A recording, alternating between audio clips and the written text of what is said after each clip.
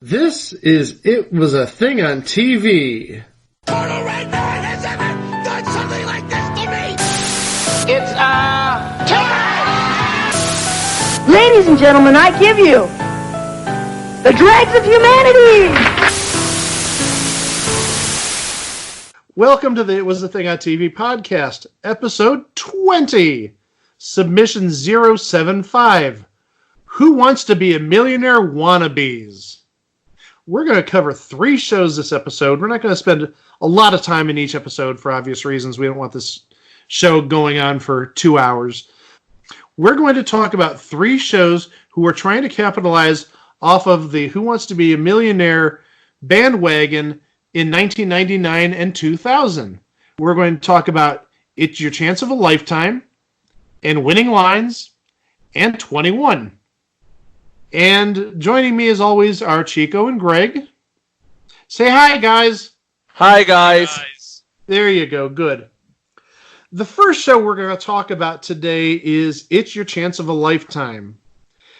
It aired on Fox for 5 episodes, 5 big episodes, between June 5th and June 10th of 2000. It's Your Chance of a Lifetime was supposedly a big international hit. And it's coming to America, and it's going to sweep America. And it swept America for all of 5 episodes.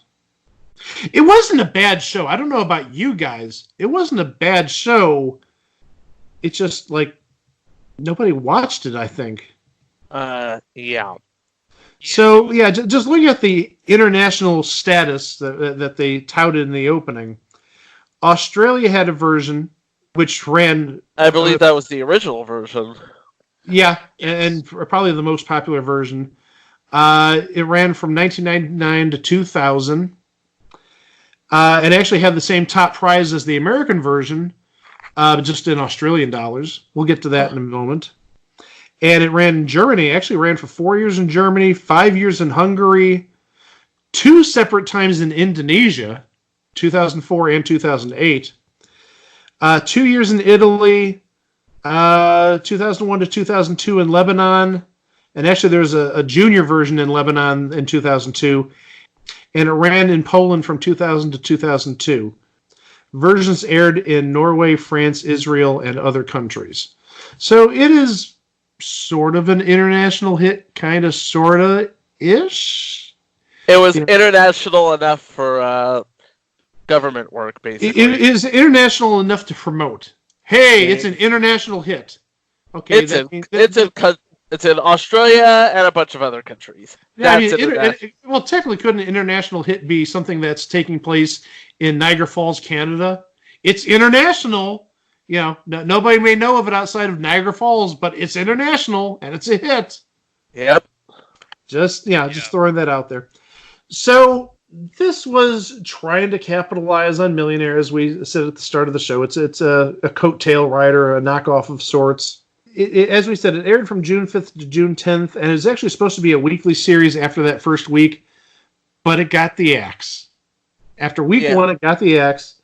The show was supposed to have aired Monday through Friday, the 5th through the 9th of June, but ABC decided to air a special episode of Millionaire opposite it on June 7th.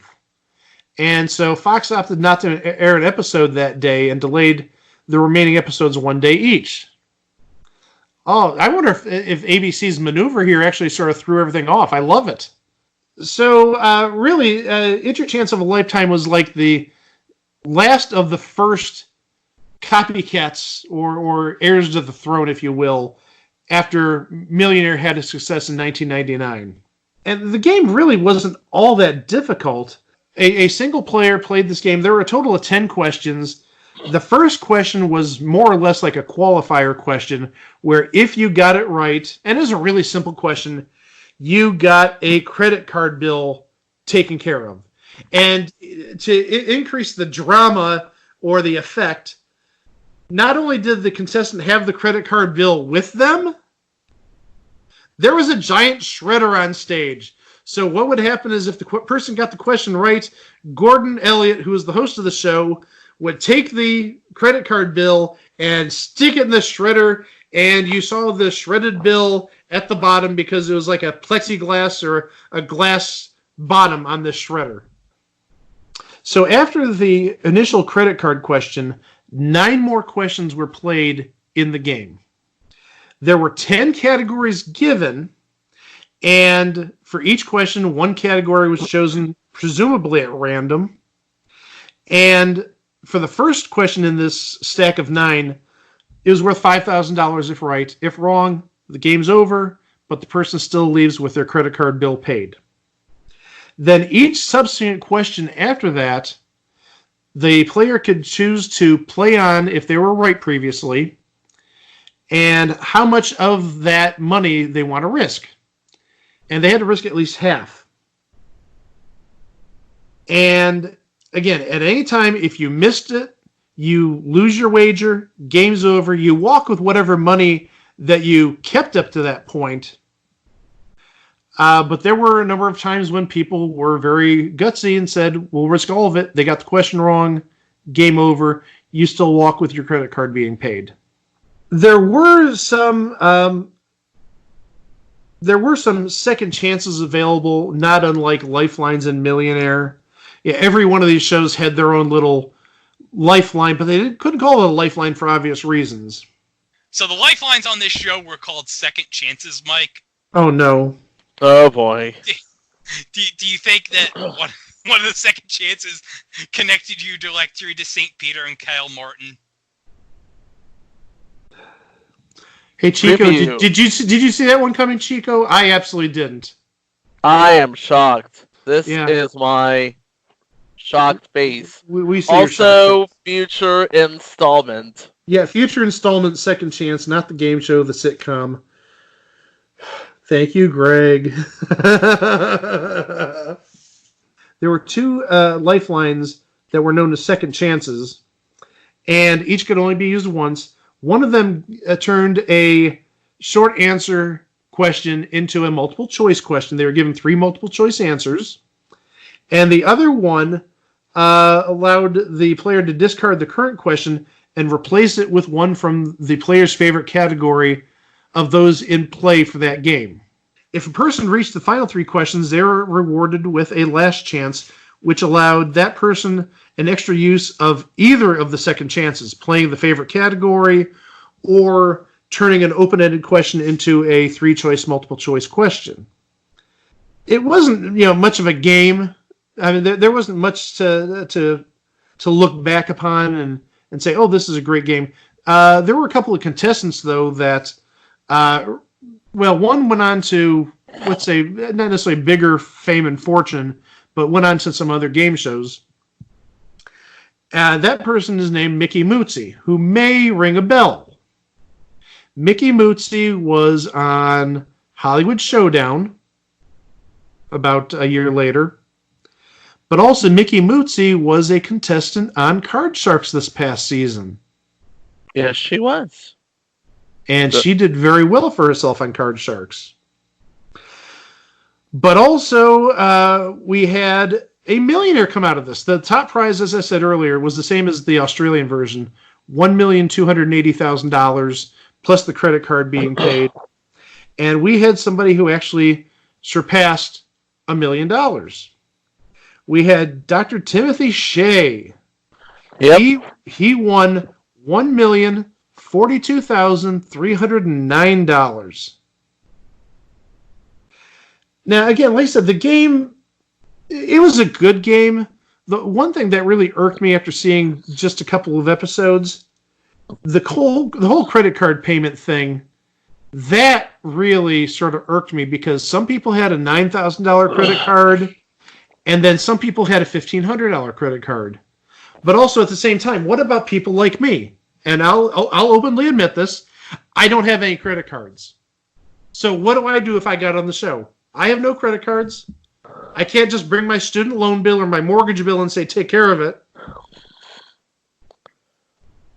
Yeah, I don't have a credit card either. So yeah, hit a rose on both your noses. Well, but the thing is, where I'm getting at is it sort of limits the contestant pool because, yeah, I'm sorry, I've never I haven't had a credit card in 20 years, and I've never had a credit card bill go above like $1,500. So, does that disqualify me from being on a show because I don't have a credit card bill? It seems stupid in that regard. But also, like I said, some credit card bills were over $9,000. There's one that I saw that was like $1,500. That's just like very bad inequity there. Yeah. I mean, I sort of get it. It's sort of the same thing they did with debt, where, okay, we had somebody on debt that has a $7,300 debt, and somebody's got a $6,500 debt, and somebody's got an $8,000 debt. Yeah, we know that debts are going to be different, but the thing is, they were all in the same general range, within about $1,000 of each other, maybe $1,500. Yeah, they would average the debts to like a certain. Well, for the game itself, yeah. For the game itself, for score purposes, yeah. But the thing is, at the end, when they played the final round, that was for your debt, or for double your debt.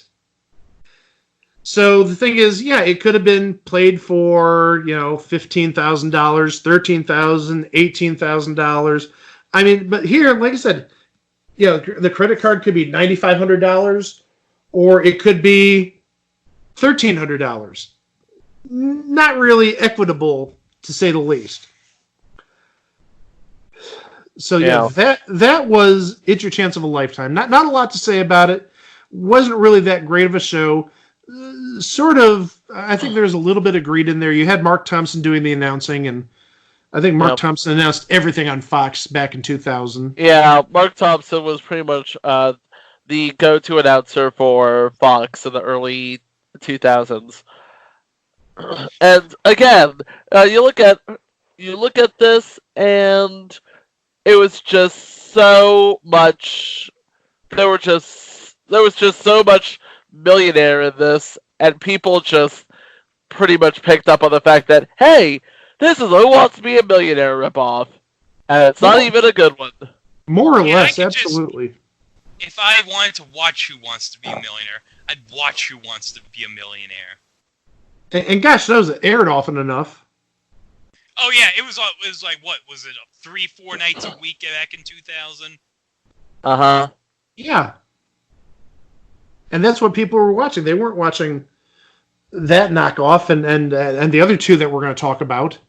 There's the other two. Well, I shouldn't say the other two were good games. One game I liked. One game we'll get to in a little bit. And the game we're going to talk about now is Winning Lines.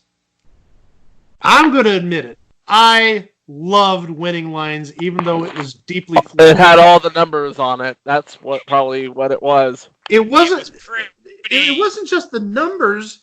The set was, it was sort of like, in a way, like 1 versus 100, except, It was exactly 1 versus 100, only with 49 people.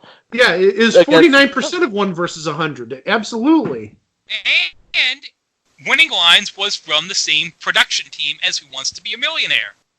And stop me if you heard this one, based on a British format. No, would never guess that. Well, the original British game show, I believe, was a lottery game show, if I'm not mistaken. It was a lottery game it was a lottery game show, yes. And it was produced by the same people who did that show. Well, them and also Stone Stanley, because, well, Stone Stanley. And this was hosted by the legendary Dick Clark. Yep. Yeah, this does not go... it's not one of his top games in his resume. Obviously, Pyramid is first, and then you've got the Challengers, and you've got probably the Krypton Factory even above that. Winning Lines was sort of lost in the shuffle. But, I loved Winning Lines. Oh, it like I said, it had its flaws. We'll get into that in a little bit. But as Chico said, there were 49 players in the game, and each one had a number from 1 to 49 in front of their podium, which was essentially their ID through the second round of the game until they got to the end game. That number was important to them. We'll get to that in a little bit.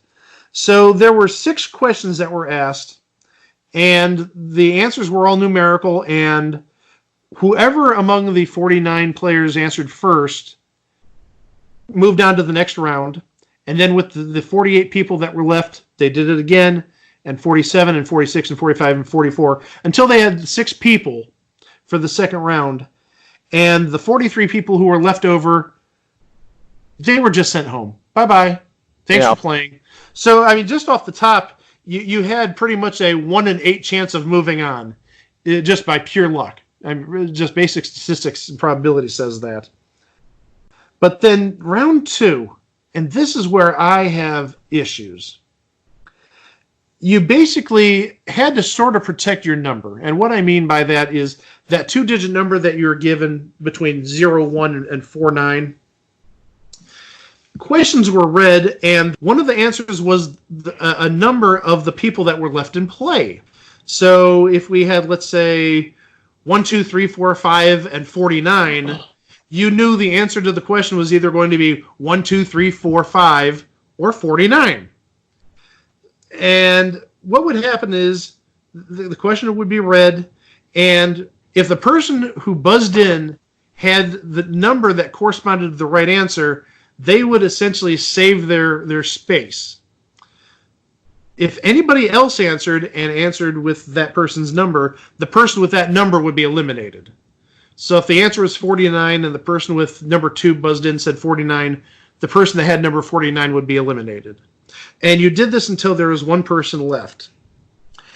And if nobody buzzed in on a question, Dick Clark then gave the correct answer, and the contestant with that number was eliminated.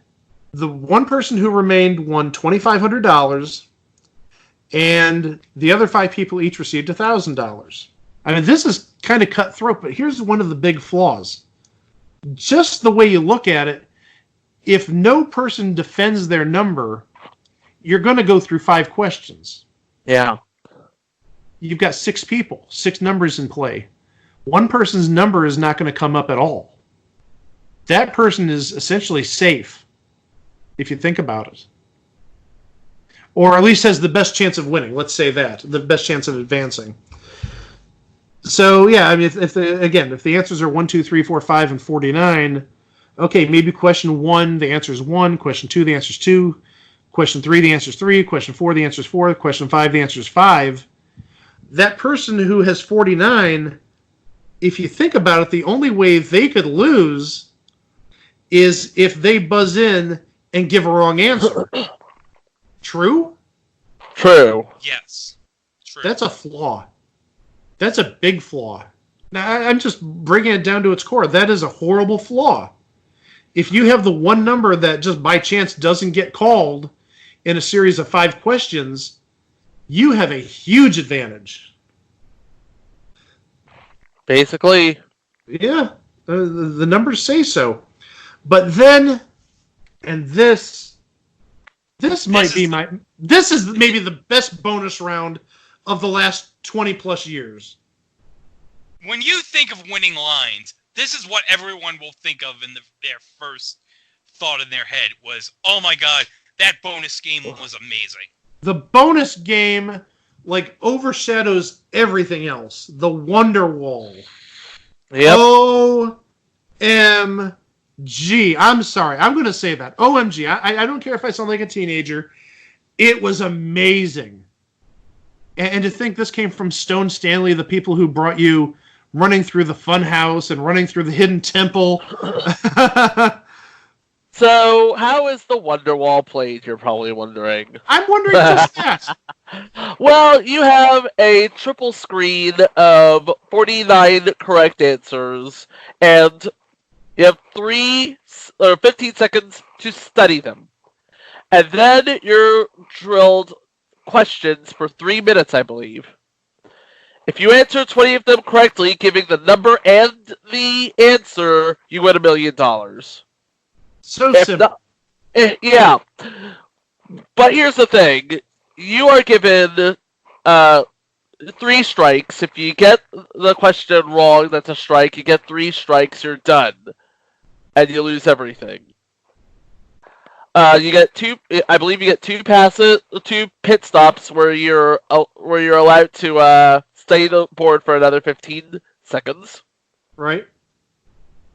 We also should add that each of the answers on the board was numbered. So you had a number for each answer, 1 Poughkeepsie, 2 St. Louis, 3 Pope John Paul II, et cetera, et cetera, et cetera. And you actually did have to answer in that way. You had to say 3 Pope John Paul II. And the money went up with the number of correct answers. This is a long way, so we're going to go through the entire ladder. There's actually, there are 20 different spots on this ladder, so if you got 0 or 1 correct answer, you won $2,500. 2 got you $5,000, 3 got you $7,500, 4 got you $10,000, then $15,000, $20,000, $25,000, $30,000, $40,000, $50,000, $60,000, $70,000, $80,000, $90,000, $100,000 for 15 correct answers, $200,000, $300,000, $400,000, $500,000, and then all 20 got you $1 million. And the premiere episode had somebody so close to the $1 million. Oh. Catherine Rahm. I don't know if you remember her. Catherine I Rahm. do remember her. Yes. And she breezed through this game. And she was at the 19 correct answers, $500,000 in her pocket, and the time was counting down. She maybe had 10 seconds left, maybe a little bit longer. And she ultimately bailed, left with $500,000. But there's one big thing. She still had a pit pass to use, a pit stop. She still had a pit stop to use. So she could have used the pit stop, taken the 15-second timeout, looked for that one answer, won the $1 million. Wow. But yeah, I mean, I loved everything about this game, minus the flawed second round. But the Wonderwall, like I said, that might be the best bonus round we've had in the last 20 years, or 20 plus years at this point. It was amazing. And you had Dick Clark running it all. And Dick Clark is a consummate pro. I mean, it was a great host. It was a decent show. But not unlike Monopoly and Super Jeopardy that we talked about the previous episode, it was buried on Saturday night. It was a Saturday night at 8 o'clock. I don't know if it would have done any better in any other time slot, but it's sad that this show lasted only from January 8th of 2000 to February 18th of 2000. Only 10 episodes were recorded, and actually one of them went unaired, so only 9 shows aired. Yeah. But that's Winning Lines. Now, do you guys have anything to add about Winning Lines? Well, did you mention the bailouts? You are allowed, as Chico said, with 3 wrong answers, the game's over. You lose everything you had earned up to that point, minus the $2,500.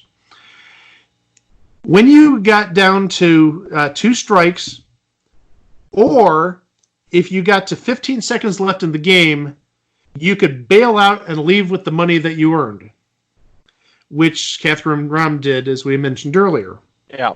Winning Lines, I thought it was a very good concept for a game show. I think out of all the 3 other shows that came out of the wake of Millionaire, between Greed, Winning Lines, and 21, I personally, I like Greed a lot, but I think as far as presentation and everything goes, this was the best, especially with the bonus game. I actually would agree with you. Greed was a little too cutthroat for me. And like I said, you had Dick Clark. The game, I just love the concept of the game outside of its flaws, and the Wonderwall is just absolutely amazing. But you talked about 21. I think that's where we're going to go next, 21.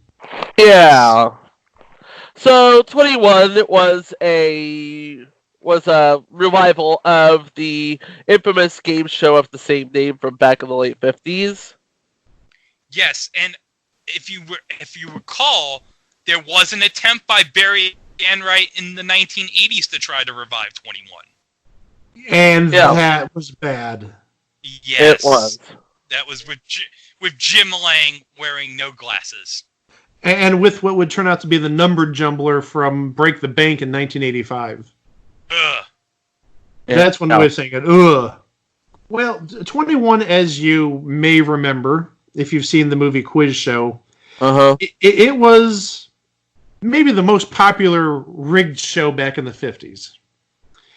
It was the one where Charles Van Doren was on for ages, and Herb Stempel was given the answers, and he didn't want to throw his game. And we all know the story if you've seen Quiz Show. When 21 first aired back in the 50s, there was no rigging going on, if you remember Quiz Show and the whole scandal regarding quiz shows. 21 was dry, boring, bland. So how did they decide to make it more interesting? Let's rig the shows.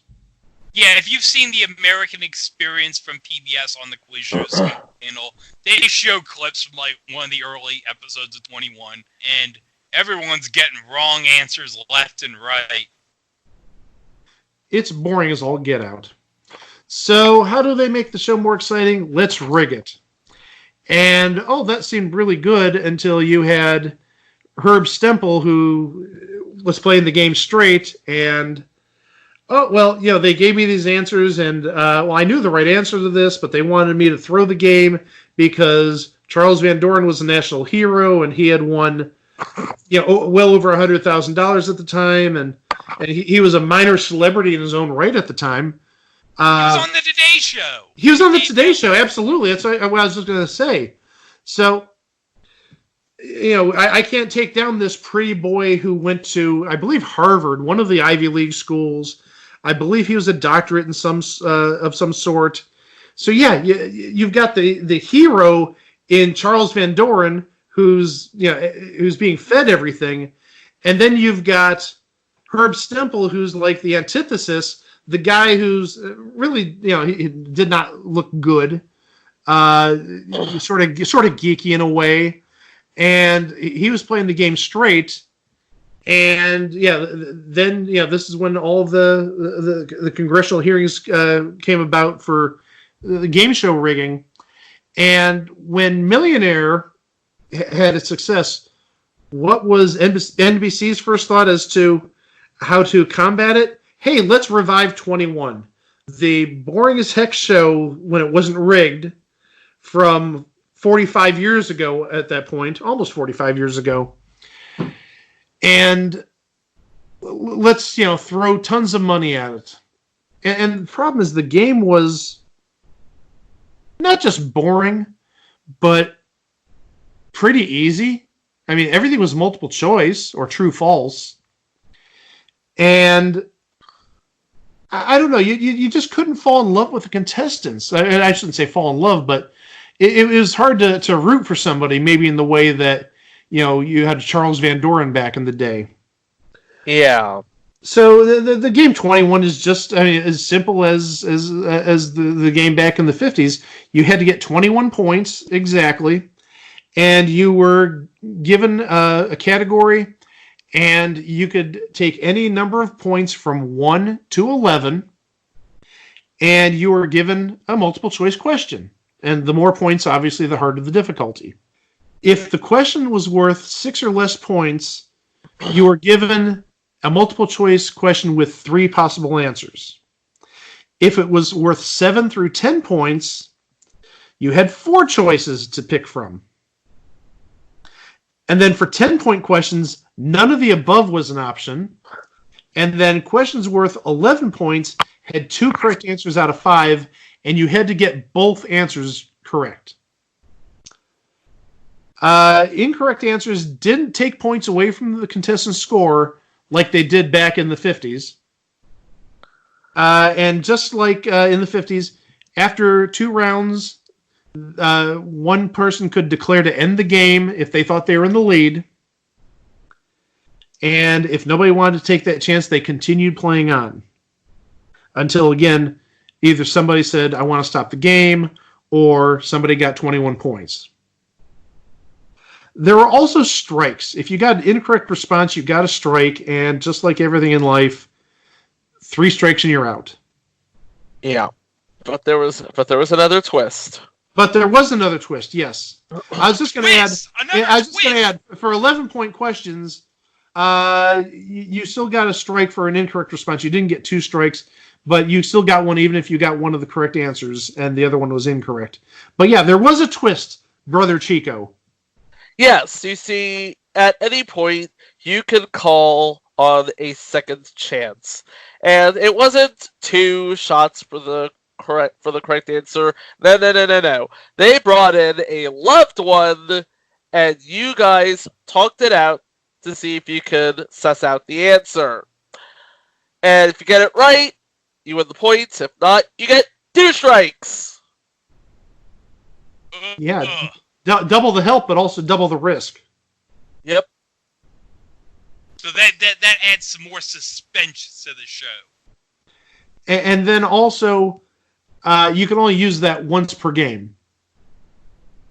Right. Yeah. Obviously.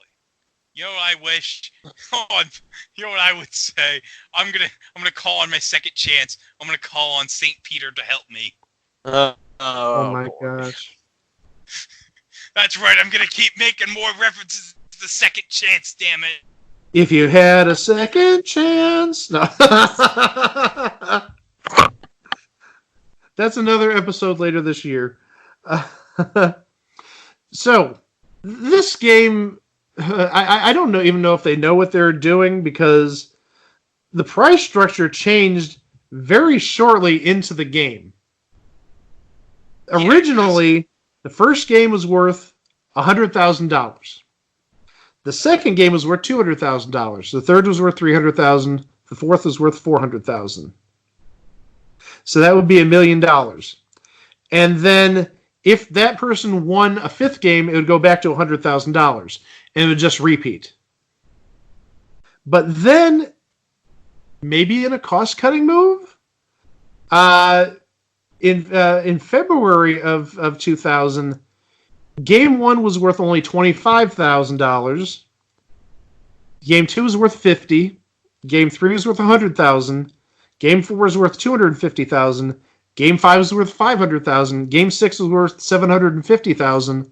And then Game 7 was worth $1 million. I almost feel like I should have my pinky finger up to my mouth. $1 million. Well, it was 2000. It was very timely for the Dr. Evil reference back then.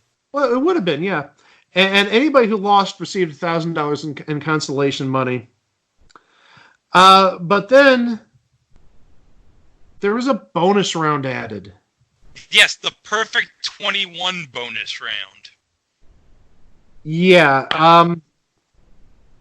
This looks really lame in comparison when you're talking about winning $400,000 in a game. People could win up to $210,000.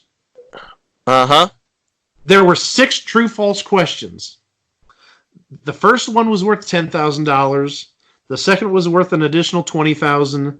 The third was worth an additional $30,000, all the way up to the sixth question worth an additional $60,000. $210,000. Perfect 21. 21 times 10,000 is 210,000. Isn't that lovely how math works out? Now, here's the catch. If you can stop at any time. So if you wanted to take your $30,000 or $60,000 and run, not a problem. But if you played on and you got the question wrong, you went down to 0. And really, when you're talking about the big numbers starting at question 4, you've got $60,000 in your hand. Do you really want to risk $60,000 to win $40,000 more on a 50-50 coin toss? Not necessarily a coin toss, an educated guess, but still, it's not a wise decision at that point. But also, again, when you're throwing out millions and millions of dollars, and then your bonus round, oh, you won $30,000. Who cares? That's like butt wiping money when you've won over $1 million at that point. Yeah. I would. If I've already won $1 million, like, why do I need to risk, if I would give him $30,000, I'm like, okay, that's cool. Whatever, $30,000. I don't need to play this game anymore. Well, yeah, I mean, I would just be like, okay, I'll take the $30,000 and move on, because the next game for me could be worth $500,000 or $750,000. I really don't care about the $30,000. I care about the $750,000. So basically, the bonus game in 21 is irrelevant. I would say It's so. just there to be there. Well, I would say after the first win, yeah. I mean, if you win $100,000, padding it with another $30,000 isn't a bad thing. But the thing is, when you've already won $1.5 million, who cares about winning another $30,000 or $60,000 at that point? I mean, it's a good thing, but you're talking about such a small number in comparison to the bigger picture. The one thing that this version had, which I don't think many shows, if any shows, have done since then, is that there was a live band, at least in the early episodes. And that was really a cool touch. It was also a throwback to the original version of 21, which had, I believe, a live orchestra. Yeah, I think everything back in the 50s Yeah. pretty much had live music. Everything back. I think the last game should have a live musical backing was "Let's Make a Deal" in the 70s.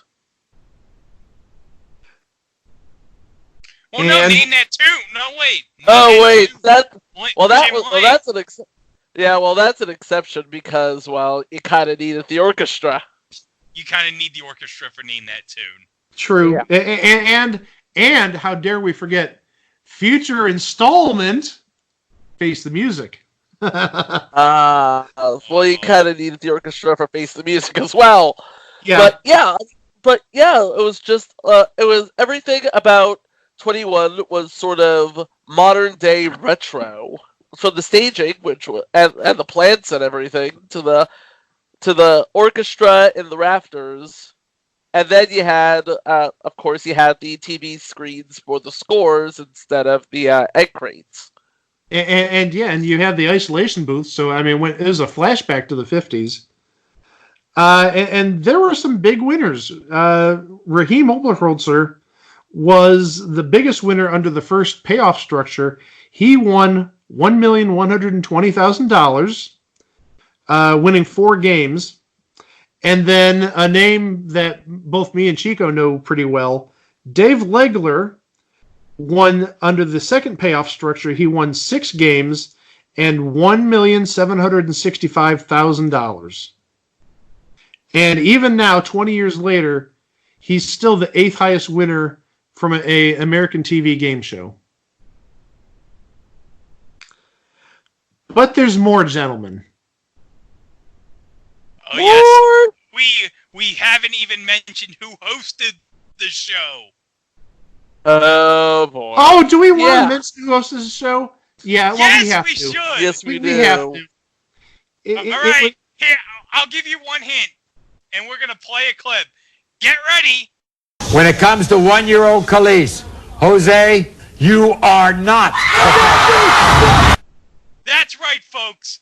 Maury frickin' Povich was the host of 21.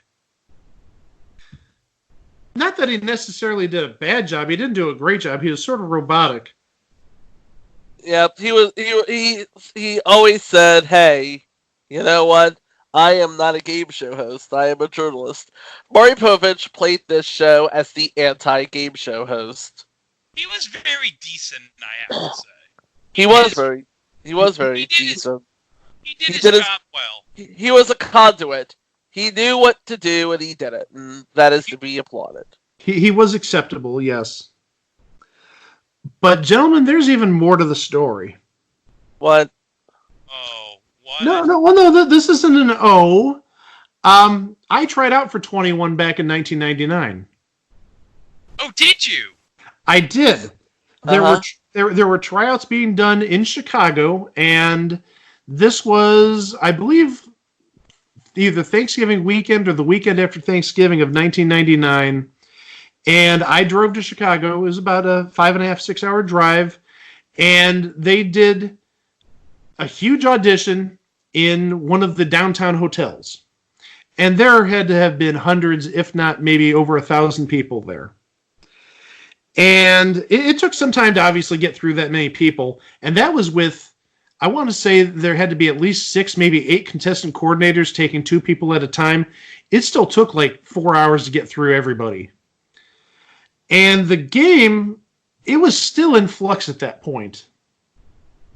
Now, when we tried out, all they did was we did the usual boilerplate contestant stuff.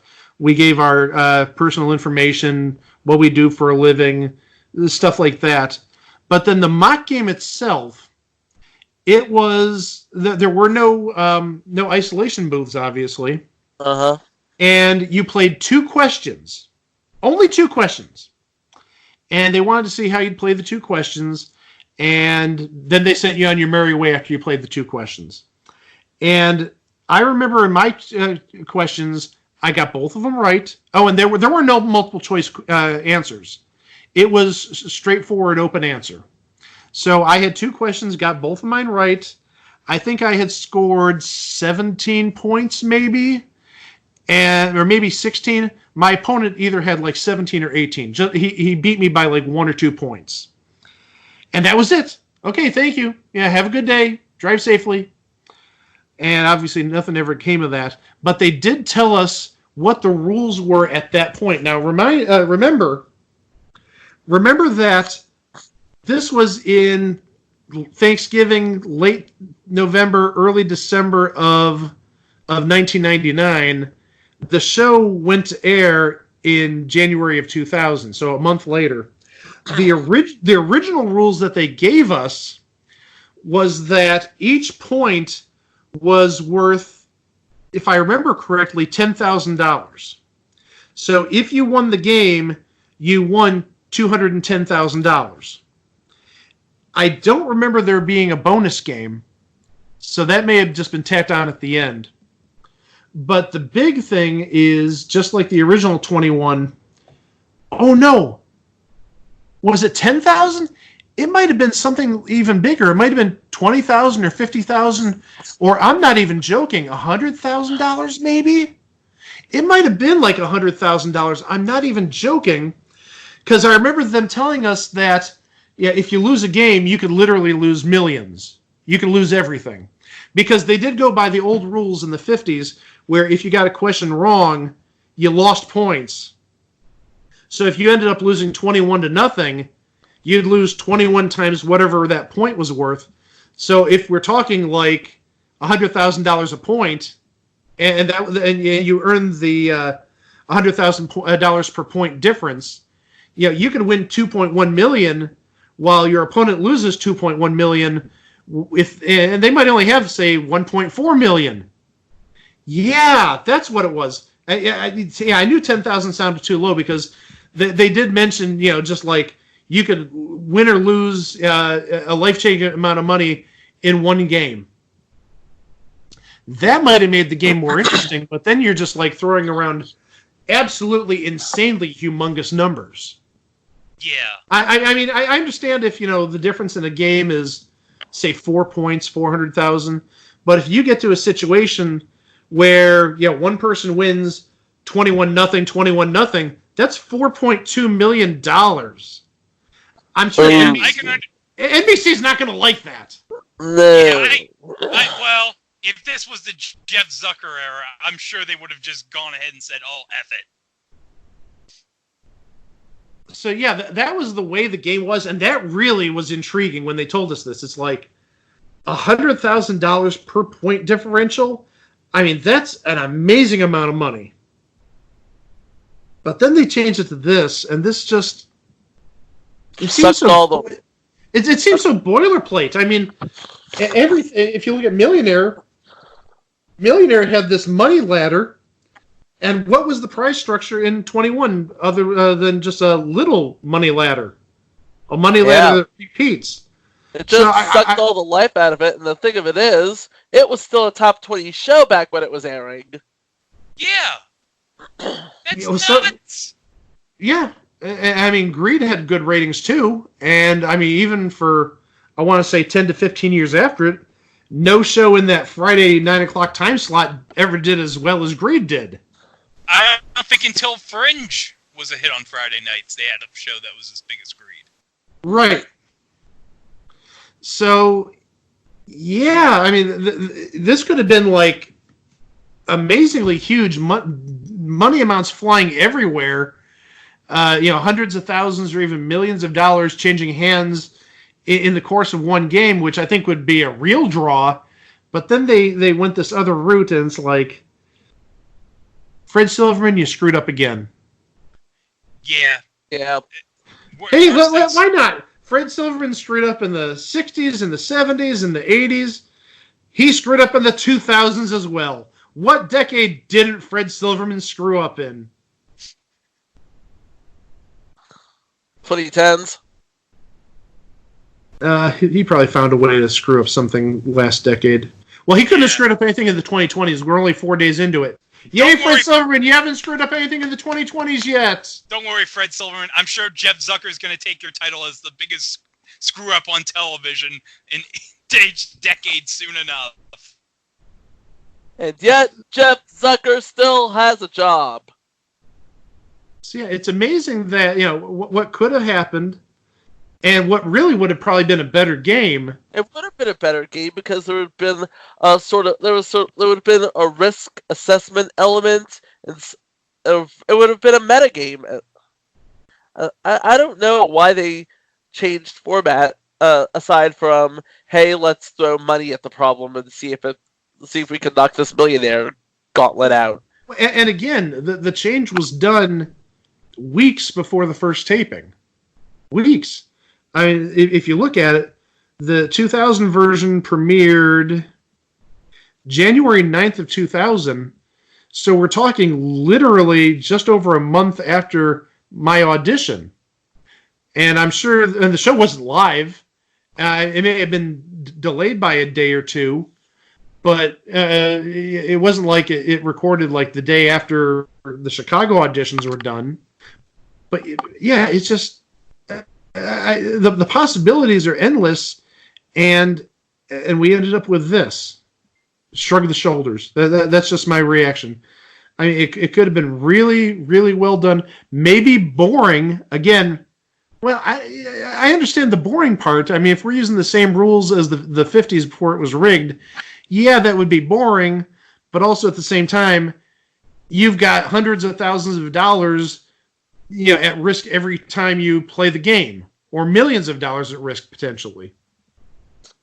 They're using that as it's like this is basically the $1 million thing was basically what the jiggle factor was in the 70s. It's like, let's throw money at the problem and see if we can solve it. But here's the thing. More money does not equal good gameplay. More money is not a substitute for good gameplay. Jiggle is not a suitable substitute for plot development. Well, and also remember that at that time in 2000, every network was trying to outdo the other one by having the next big winner. So you had Millionaire. Millionaire gave its first $1 million away to John Carpenter. Then, the other network, they had to give more away. We talked about Raheem Oberholzer. He won $1.1 million, $1.12 million. We had Dave Legler win $1.765 million. And then the stakes grew and grew and grew. And then what happened with Millionaire? You had Kevin Olmsted winning $2.1 million. And you had Ed Toutant winning $1.7 million. It was always a constant competition to outdo the other networks and claim they had the biggest money winner of all time. Yeah. And I mean, it even continued with NBC until Million Second Quiz. Is that a submission? If not, that should be. It should be. And besides, and the thing of it is, if you think it ended with these shows, no, it did not, because what happened in the summer of 2000? Survivor, Big Brother, and then the next year you had The Amazing Race, and Fear Factor, and The Weakest Link. Yeah, but those shows weren't trying to outdo the other networks saying, hey, we gave away $2.5 million or $2.8 million or $3 million. They just had $1 million as the main prize for Amazing Race and Survivor and $500,000 for Big Brother. And I mean, even if you look at Weakest Link, I don't think anybody ever won more than about $150,000 on Weakest Link. Right. And Fear Factor was $50,000. So it wasn't necessarily trying to get a big money winner out of those. It was more or less like the expansion of the entire reality / quasi game show genre. And those games were not necessarily richer, but they were better done, better executed, had better development. Like I said, Jiggle is not a substitute for plot development. And we remember those games more than we did the three that we mentioned on this episode. And really, you have a great point there when talking about Survivor, the whole plotting, the trying to survive on an island for 42 days. Amazing Race was learning so much about the different cultures and just the different areas. I mean, they went to some amazing parts of the world. Each of them had their own different draw in different ways. But by no means were they trying to ever say, hey, we're the game or the TV show that gave away $8.7 million to Joe Schmo. Spoilers. Another submission. Joe Schmo. What is going on? What is going on? Well, that's our look at 3 of the sort of wannabes to the Millionaire throne from 2000. Yep, each one had their own strengths. Each one had a boatload of weaknesses, but ultimately they could have been really good, but ultimately they were just a thing on TV. They were just things on TV, absolutely. Well, as always, we're at www.itwasathingontv.com. And Greg has some news for us about something that we were added to just within the last couple of days. Greg, please tell the listeners what happened. We are now officially syndicated on the Place to Be Nation pop feed. Now, for those of you who don't know about Place to Be Nation, it's on the website placetobenation.com, and it's basically a hub for your pop culture world. It's, in fact, the slogan is the only place to be in your pop culture world. And they have a lot of articles about stuff like wrestling, stuff like comics, stuff like television, and they have a bunch of podcasts. They have a wrestling feed podcast. In fact, Mike, they have a wrestling themed game show. And do you want to know what the title of the wrestling themed game show is? What is it? Body Pressure Luck. Oh, jeez. Oh, brother. Oh, brother. I'm going to answer some tough questions, brother. I'm going to avoid the whammies. But we're also on we're going to be on the Place to Be Nation pop feed. So right now, the first episode, as we're recording this, the much famous Mike, the preview episode, is the pilot. The pilot. So Match Game Hollywood Squares Hour, which is episode 1, should be coming up. And so I talked to the guy who runs the feed, Todd. Very nice guy, by the way. He's going to try to get all the episodes up and try to slowly but surely get us up to date, which might take a while since we're currently on episode 20. But I'm gonna find a way to help get us up to date quickly. So you can find Place to Be Nation at the following. You can visit them at their website at placetobenation.com, on Twitter at place2BE Nation, or on Facebook at facebook.com/placetobe Nation. If that was any more complicated, Peter Tamarkin would be hosting a pilot for it. And the lady from the Star Wars holiday special would be walking around the board. Who played Lumpy, yes. That's called a callback, kids. So yeah, we're very proud to be part of the Place to Be Nation network. Please visit them, especially if you're into wrestling. They've got a lot of wrestling podcasts. As always, please like and subscribe us, rate and review us, do all that good stuff, please, to help us. We thank you in advance for any assistance and support you provide us by doing that.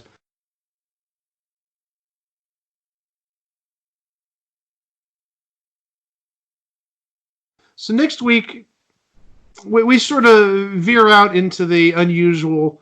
Not doing game shows next week. Sorry to disappoint those of you who like the game show episodes.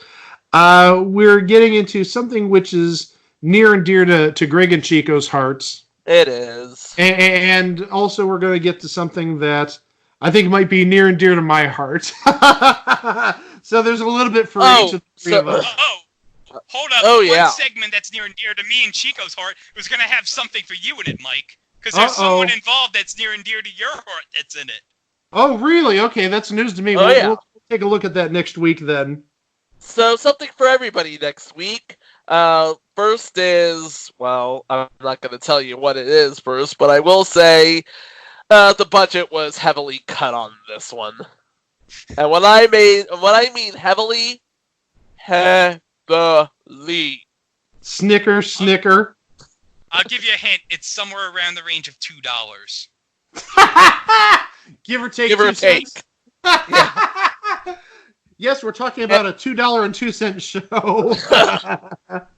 And the second one is something that is, again, we put this on this particular week because of what happened this week, in that something, a favorite of, if not Mike's, and certainly Greg and mine's returned. And by the way, Greg, that wham moment at the end of Wednesday's episode. Oh yeah, what an amazing twist! What an amazing twist! What an amazing twist indeed. Of course, we won't be talking about that. We'll be talking about something else. So be on the lookout for that. Good stuff. You know, it's like Greg and Chico are like Furbies talking their own little language right now. I have no idea what they're talking about. How's that different from any other day? I don't understand what you guys are talking about now. So next week we have 2 more great episodes coming your way. Until then, for Chico and for Greg, I'm Mike. Thank you as always for listening. Bye-bye. And don't eat pears. Winning lines. Hold up. Oh, no. Wow! It's your chance of a lifetime. Oh, my gosh. Did we really do that?